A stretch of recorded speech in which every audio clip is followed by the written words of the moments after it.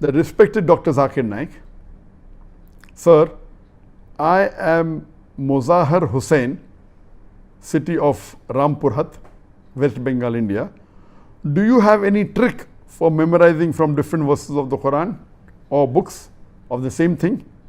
A similar question asked by Brother Fahim from Kashmir, from Pakistan. Do you have a photographic memory? What is the reason behind your phenomenal memory?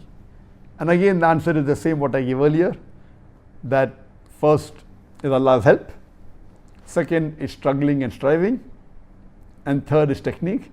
There are various techniques for memory which you get when you do MBA courses, which is called as mapping and all the others.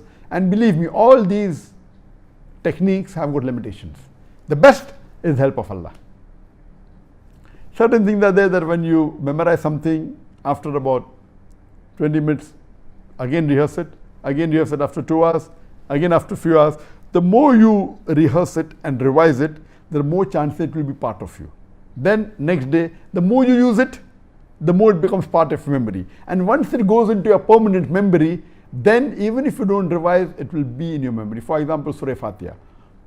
Almost all the Muslims know Surah Fatiha. Even you get up from your sleep and they ask you to recite, you can recite, because that has gone in the permanent memory.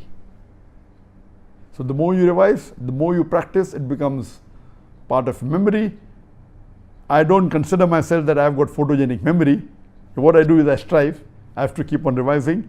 I know that if this lecture has about 100, 150 quotations from Quran and Hadith, if I don't revise, maybe I may say 90%. If I revise, I may be able to say 99%.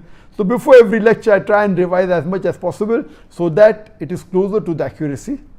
So more you strive, the more you struggle, the more you have faith in Allah subhanahu wa ta'ala, inshallah you'll be more successful.